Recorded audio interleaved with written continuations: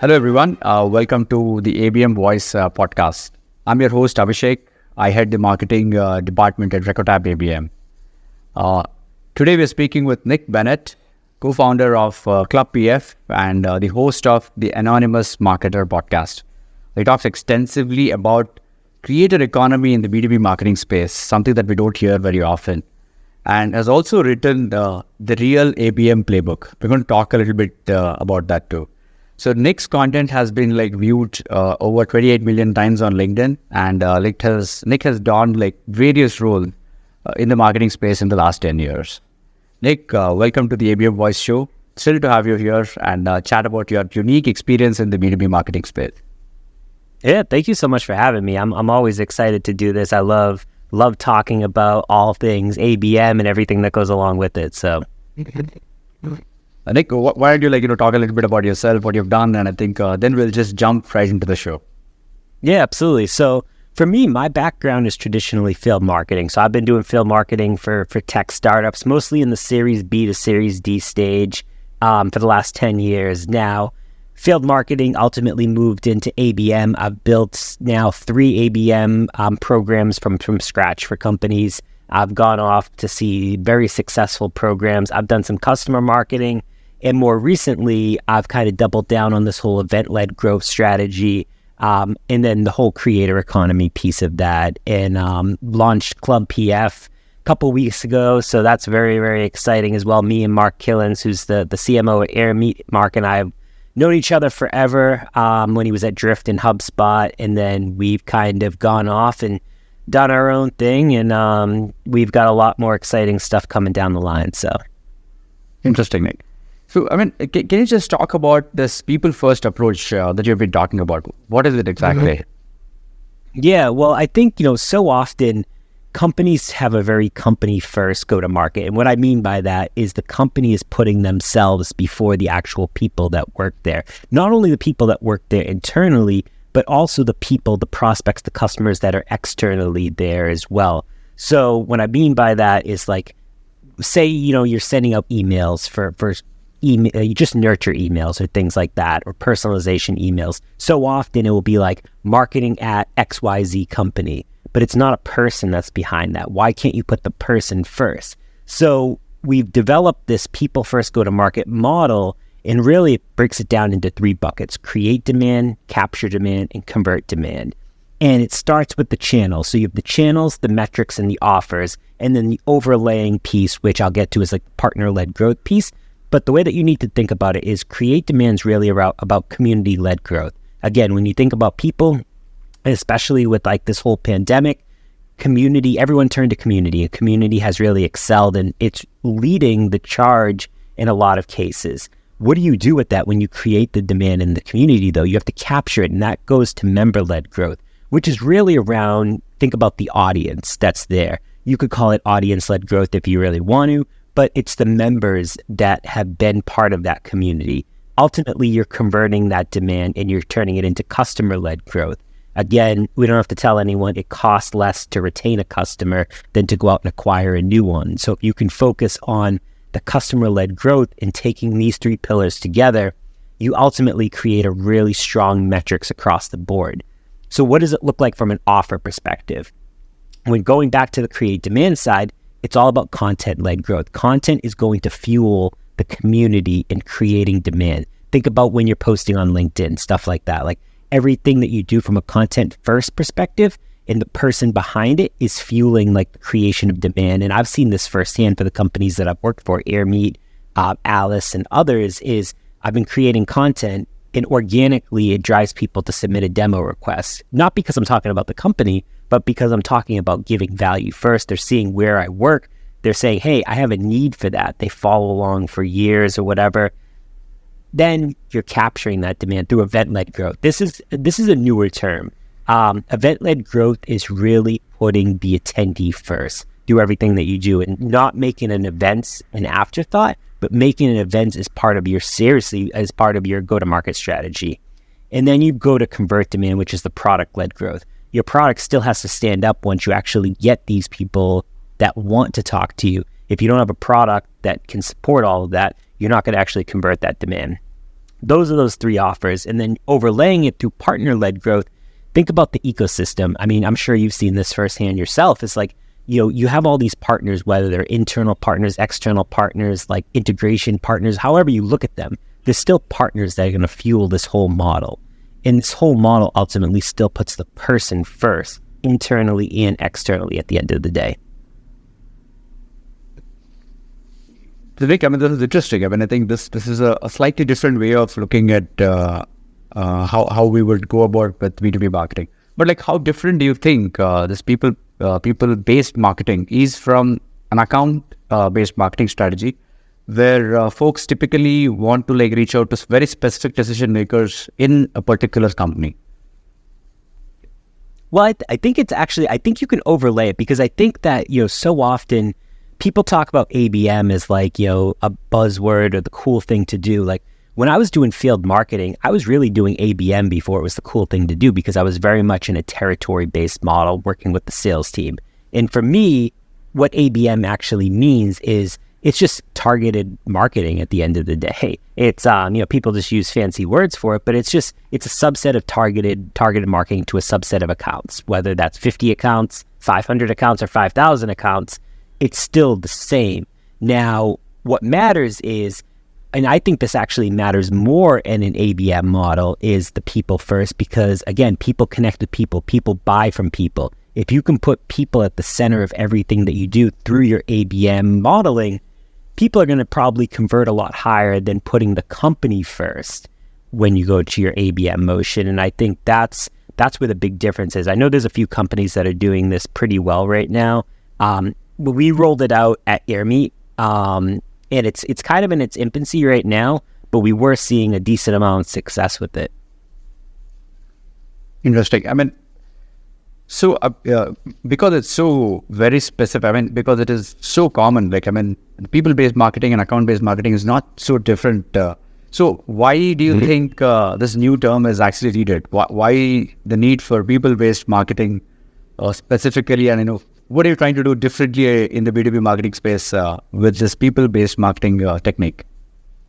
I think it just goes back to like the whole thing of just understanding people and caring about the people that not only work with you and for you, but the prospects and the customers. People are humans at the end of the day. Everyone has feelings. And if you're putting the company in the bottom line of the company first, you're never going to actually achieve. I wrote a post about this today about like buyer personas, and like so often we think of buyer personas as like the end all be all, especially when it comes to ABM.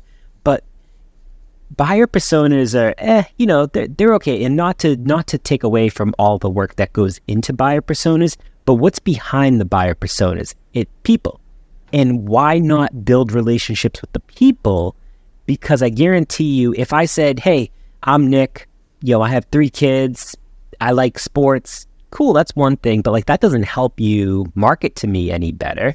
It might help you personalize a message to me, but it's not going to help like change the game. But if you build relationship with me and we start to engage over content, we start to engage over events, and we start to kind of have that whole engagement over a 6-month, 8-month window, I guarantee you I'm probably more willing to buy or at least take a demo from you versus you just cold pitching me on some type of cadence or sequence that you kind of personalize, but let's be honest, you didn't really personalize it.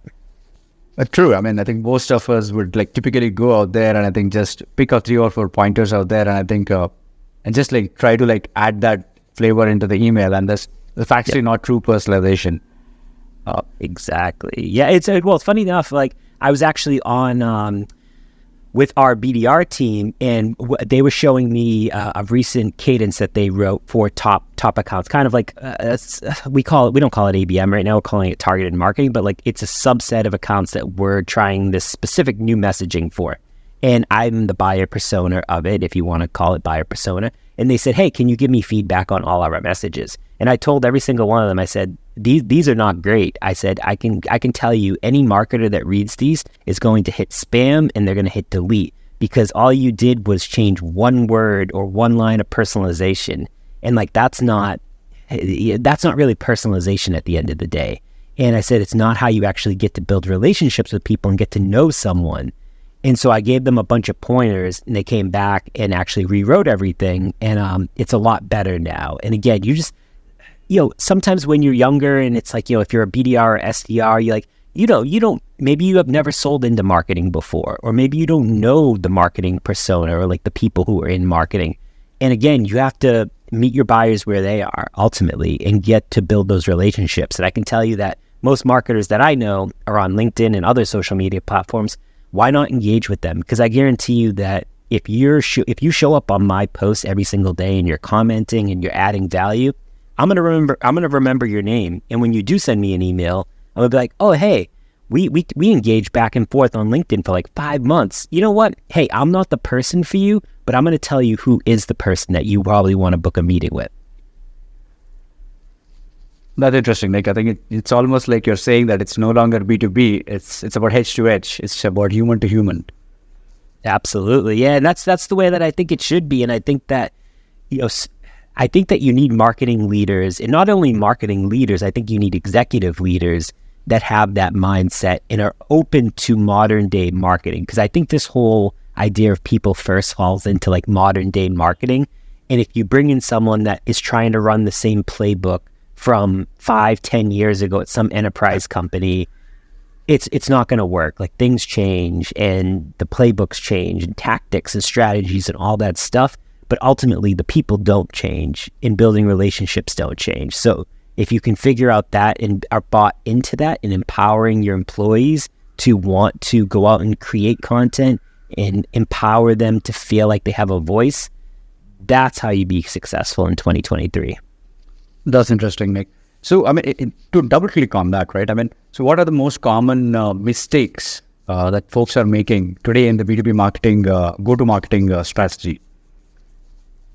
I think a big thing is, and I don't, so many people are saying like email is dead or MQLs are dead. Like, everyone likes to just say some channel is dead. But let's be honest, nothing's actually dead. Like, I heard something a couple of weeks ago that someone was saying like webinars are dead. And for someone that has done thousands of webinars over my years, I can tell you that webinars aren't dead. It's the content and what you're actually doing pre, during, and post that makes it kind of actually very timely for people. And it's not about, just same thing with your content. Your content's not for everyone. But if you find out who your content's for and you build that tribe with those people, you're going to have a lot more success. And I think people just like to say things are dead, and like they like to like just write off channels, but they're just not using the channels in the right way. And they're not experimenting because they're still used to running the same old playbook that they've run for the last 5 or 10 years, or maybe longer, because it's worked for them for so long. Interesting. So what would you say to those impatient marketers, like, who are trying to get results really, really quickly?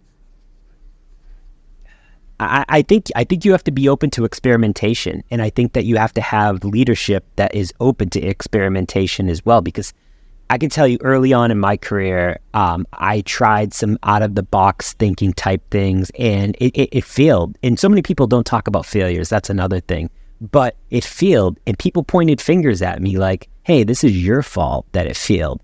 But why not lift that person up and be like, "Hey, this might have failed, but what were the lessons learned from this that we can take forward and maybe pivot a little bit or change course and actually take this to a whole new level where it's actually going to work?"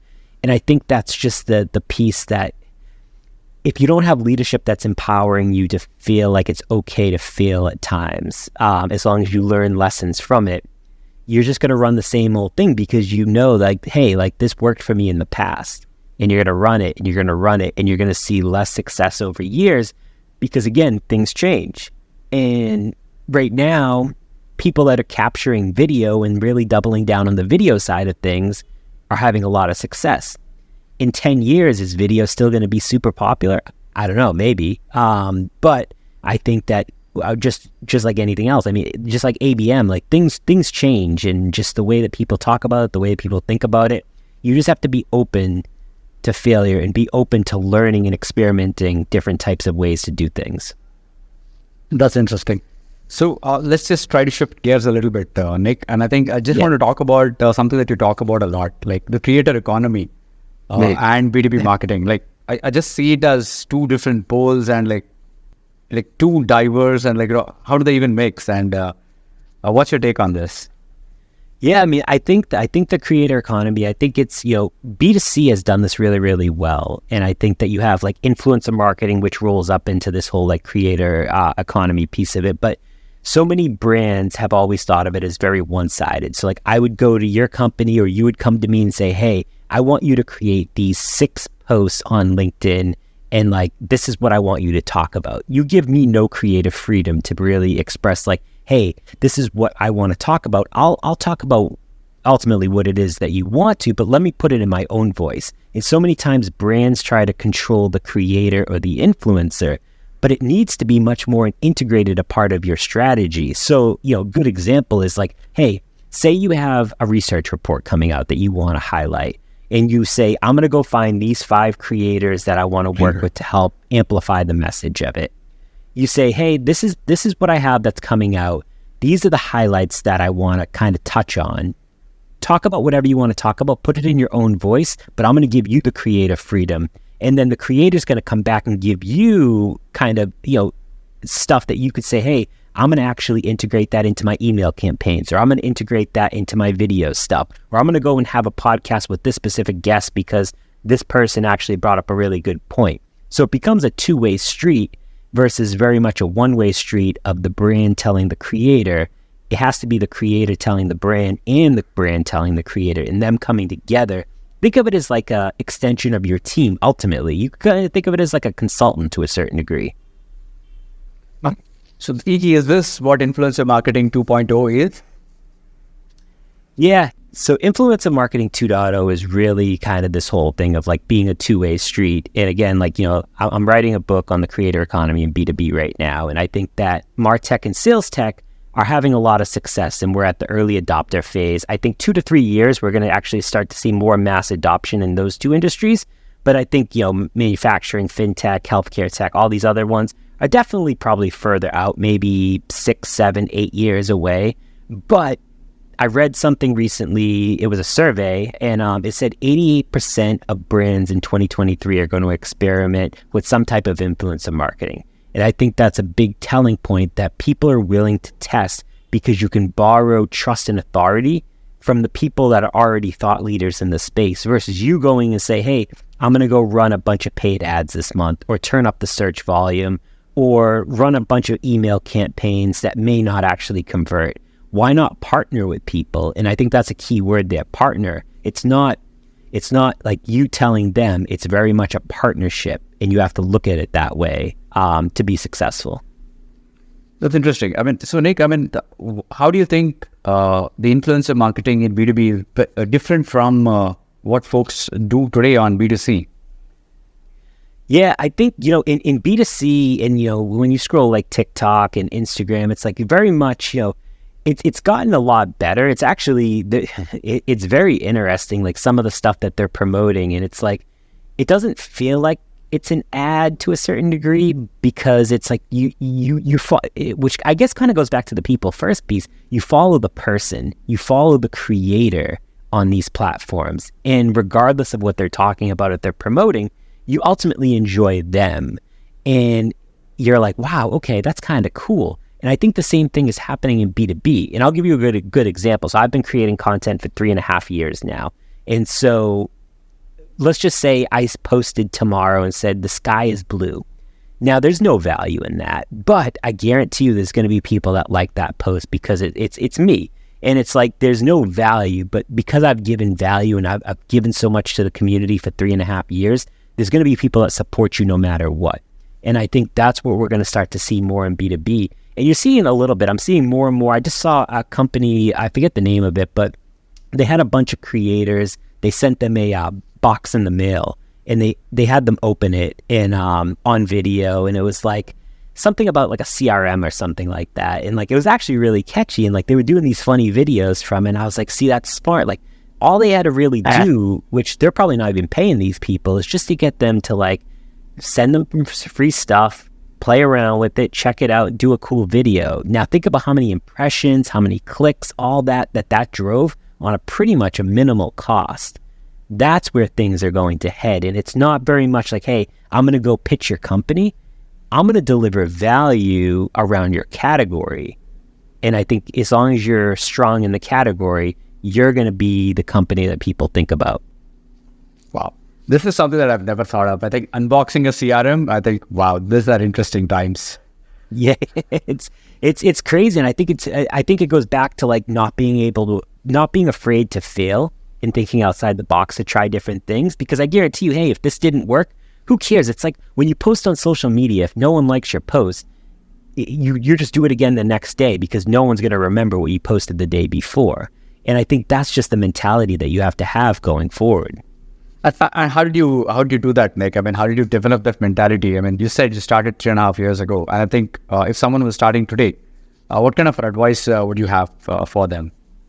Yeah, I think it's just showing up every single day, whatever that means to you. Showing up doesn't mean that you have to post 5 days a week or create content 5 days a week, but showing up means that you're engaging in the community. And let's just say LinkedIn is a community as a whole. So say you find 10 to 15 other, say you care about ABM. You find 10 to 15 other marketers who talk about ABM on a regular basis, who are creating content. You show up on their post every single day and you're adding value in your insights.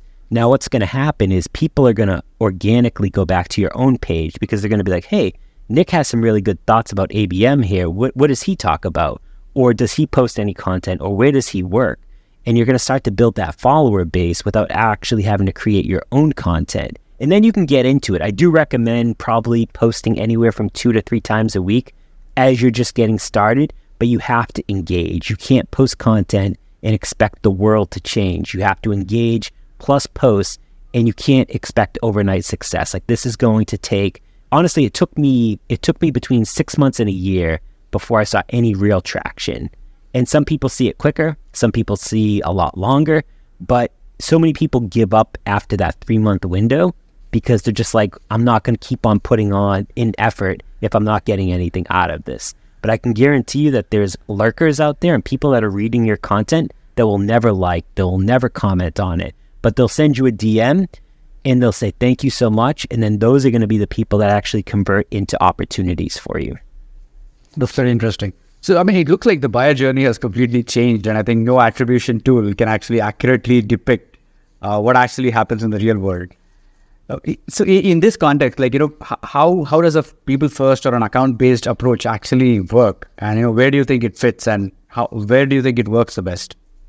Yeah, I mean, I think it definitely, I think it comes back to like the personalization piece and going a little bit deeper. I don't think that, for me, the most success I've always had is when you focus on, say, between 50 and 100 accounts, and you say, all right, I'm going to go deep with these 50 to 100 accounts. I mean, you're doing website personalization, you're doing gifting and direct mail, you have VIP events for them, like you're rolling out the red carpet, and you know everything about these companies. You know, who the people are in the different departments, what they actually do, what they care about. You're engaging with their content. You're staying top of mind every single day so that you're meeting them at the right time in the buyer's journey. So when they are ready to buy or at least consider a product like yours, you're going to be top of mind because you've been everywhere. You're not pitching them. You're not asking them for a meeting or anything like that, but you're just engaging like a real person and building that relationship, because I guarantee you over time, it's going to pay off.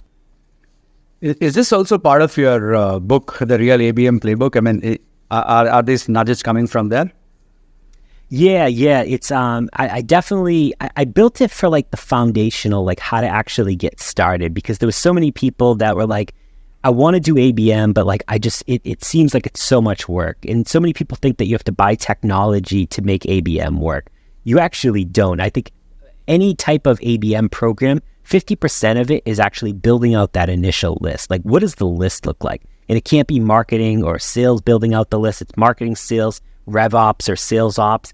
Everyone needs to kind of have a piece in it. And you have to actually use data and analytics to determine what are the accounts. Like, you can't just say, hey, IBM's a cool logo to add here. I'm just going to throw them on my ABM list. It has to be a little bit deeper than that. And I wanted to build something from a foundational perspective that helps people just get started, to say like, hey, all right, I need to tackle this. It's on my list. Just give me the framework to get going. And that's what I built. And honestly, it was the framework that I've used for so many companies now. And it's been very, very helpful for others. So that's nice, Nick. I mean, that's good to know. And that it has worked for so many other companies. So if you had to just really boil it down to hey, these are 2 or 3 core pillars of ABM, what would you say they are? Yeah, I mean, I would definitely say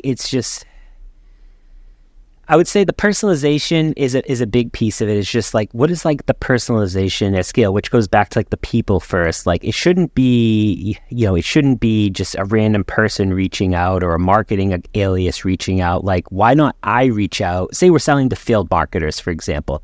Why am I not reaching out to those field marketers and offering up 30 minutes of my time just to chat, just to understand hey, what does this actually look like for you? And it's kind of account mapping to a certain degree, where it's your executives are matched together, your mid-level people are matched together, your salespeople, leaders are matched together, and then you're personalizing everything from there. I think the other piece is around meeting them where they are. Ultimately, is it, say it's IT.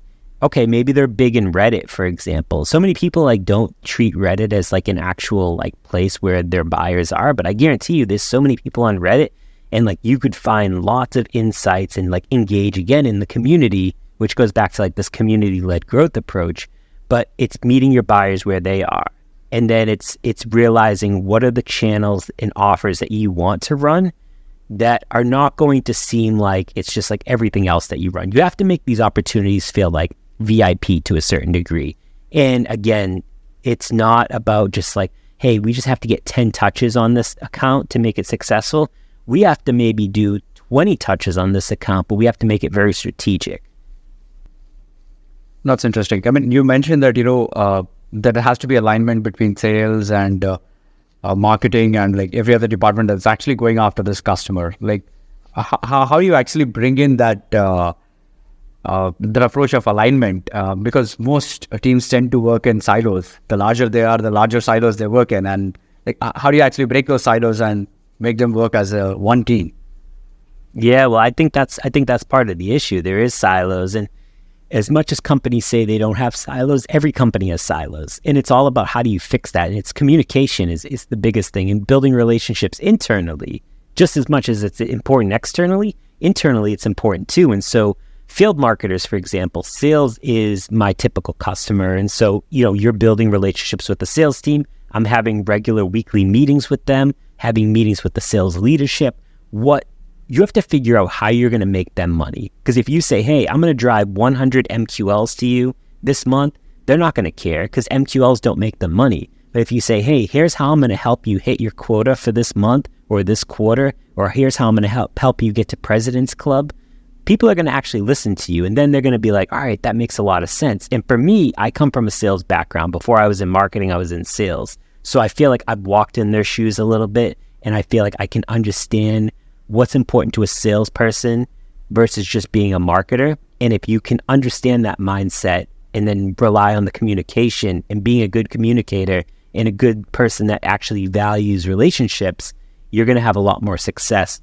I don't want to say eliminating those silos because I think they'll always pop up, but I would say significantly decreasing those silos. That's an interesting take. So internal communication and external communication, it's as simple as that, huh? Okay. Yeah. And I've also seen that you've recently launched Club PF. I think can you talk a little bit more about that and tell us what it is all about and what should we expect? Yeah, so the big thing is we try to give myself and Mark, we try to give a go-to-market tip every single day. So we want people to be like, all right, great. Every single day, Monday through Friday, I'm going to at least learn one thing. And this is exclusive content that we're not posting elsewhere as well, only in here. And so we give that piece. We have weekly master classes around PLG or customer-led or ABM or event-led. We bring different people in on a weekly basis, and we just have a conversation, and we keep these master classes for all the members to be able to go back. We're actually going to be taking those and chopping them up into clips and stuff as well, so people can experience what it's like. And then we have a monthly event, and the monthly event's a little bit bigger guests, someone that's done this really, really successfully that ultimately puts people first, through a variation of whatever they're doing on the marketing side of things. Plus, they just have a like-minded other professionals that are in their space that they can connect with, they can network with. You never know. I mean, this economy is crazy. People lose their jobs every single day, unfortunately. But if you build a strong community, and going back to that community-led growth approach, you start to build those relationships, and you can be like, hey, I lost my role. I'm looking for a new ABM role. Do you have any openings, or do you know any companies that are hiring? All of a sudden, you have these people vouching for you, and it becomes a very tight-knit thing. We don't want to let every single person in, so we make it very exclusive, and then we have a VIP tier. If you actually want like exclusive access to Mark and myself, we jump on, we give your go-to-market strategy feedback, we help you out with a bunch of stuff, and then you get a monthly call with him and I. So we dig really, really deep into like what's making your business successful. And his lens is from a CMO who's done this for many, many years. And then mine is more from like the practitioner level. This is very interesting. I think it sounds like a community that every B2B marketer should go and check out. Absolutely. All right. I mean, just a final touch. I mean, you've been podcasting for a while now. I think you've been podcasting for a while. And I think I see that you're the host of the Anonymous Marketer podcast. So what role do you think podcast plays in the B2B marketing today? Yeah, this is the second podcast that I've created for my personal aspect. I've also created company podcasts as well. I think for the company side of things in B2B, it's a great way to get your key prospects, going back to the ABM side of it, get your key prospects on, get them talking about what's important to them, because then you can go and personalize an entire strategy based on what they actually care about. If you hear their pain points, if you hear about what their initiatives are, all these things. So it's a great way to get more info on key prospects, but it's also a great way to highlight your customers. Showcase your customers, showcase the success that they're having, all the social proof that they're having, because ultimately we know, again, going back to people buy from people, if you can showcase those stories versus your company telling me that, I'm going to be a lot more willing to buy if there's a name that I recognize or a brand that I recognize than you just kind of, putting out another ebook or something like that. That's super interesting, Nick. I think this is like a wonderful conversation, and I think the listeners have all got like a great understanding of what people first actually means, and I think how that ties into the whole account and people-driven conversations and personalization that all B2B marketers today have to actually go ahead and do.